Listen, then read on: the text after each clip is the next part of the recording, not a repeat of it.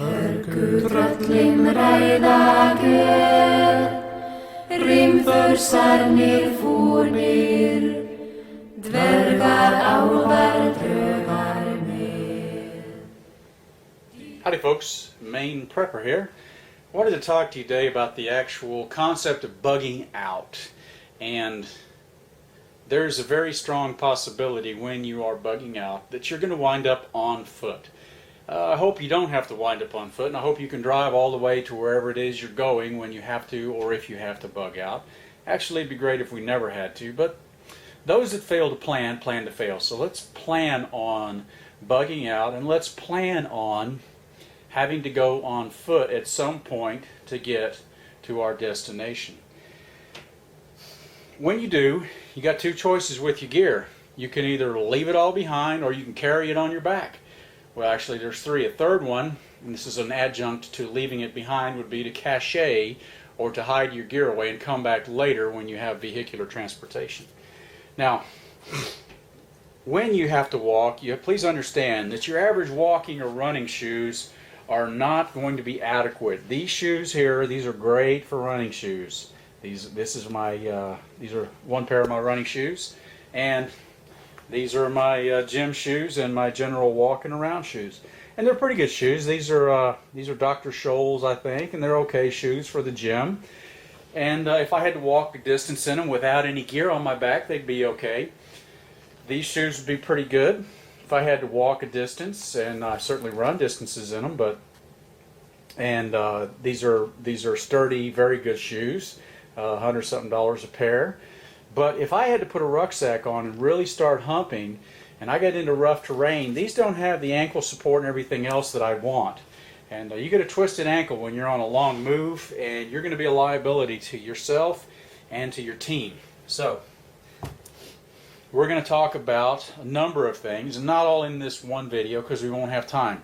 But we're going to talk about boot selection and a few key items to remember about boot selection. Number one, expensive doesn't mean good. Number two, there are different boots for different jobs.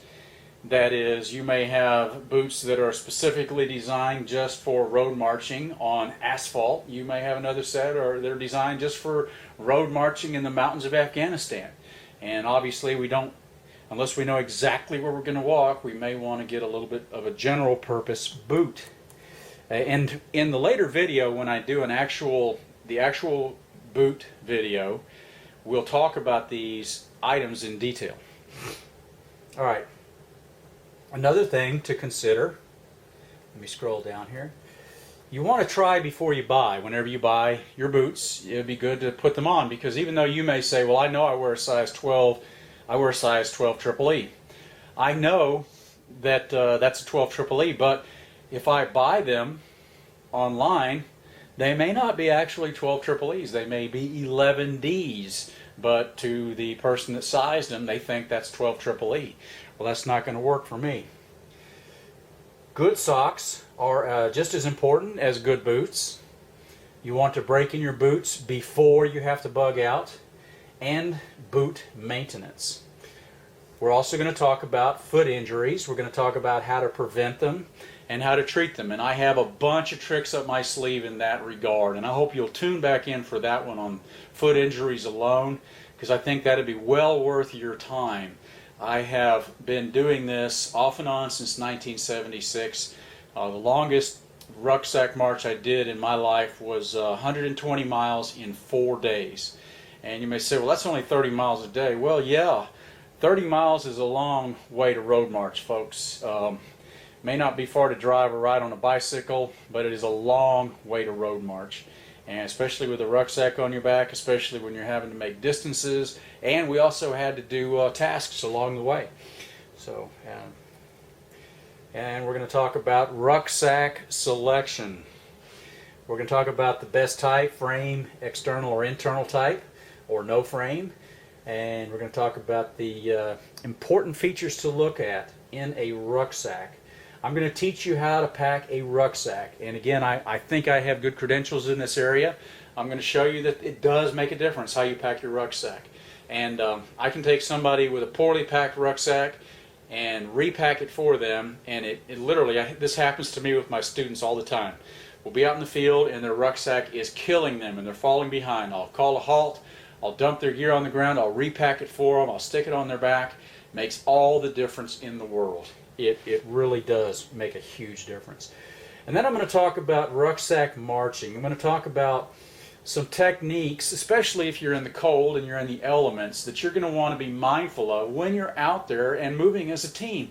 And you may think that these are small items, but they make up for a huge part of the picture.